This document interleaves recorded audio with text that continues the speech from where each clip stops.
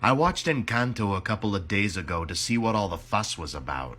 And honestly, it was a lot of fun.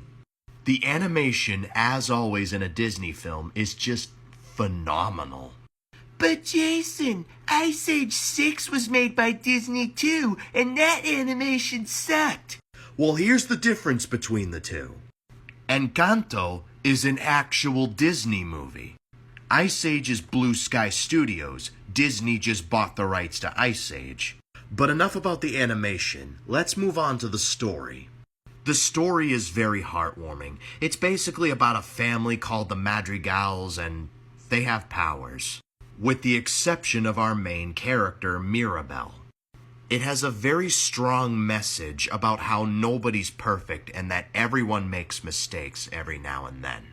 And honestly, it's executed very well.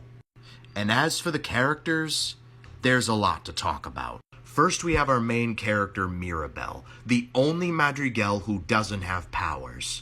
Mirabel is one of the two characters that I can relate to the most. I will get to the other character later. The reason I can relate to Mirabel is because she's kind of an outcast, like me. But let's move on to the other characters. First, we have Mirabel's caring mother, Julieta, who has the ability to heal people's wounds and only wants what's best for her daughter. Then we have her father, Augustin, who is very accident-prone. Then you have Mirabel's two older sisters. First, you have Luisa, who's basically the female equivalent of Mr. Incredible outside, but deep down she has a lot of insecurities. Then you have Isabella, the oldest sister. She's one of those I'm so perfect people, and basically she's every entitled brat in the world. But she's so perfect that she's actually bored of being perfect. Then you got Bruno, Mirabel's estranged uncle who can predict the future. And he's also on the road to becoming a meme legend. Oh, and he's played by John Leguizamo, and honestly he was better off in this movie than he was in Ice Age 6. Then you've got Peppa, who's the other character that I can relate to.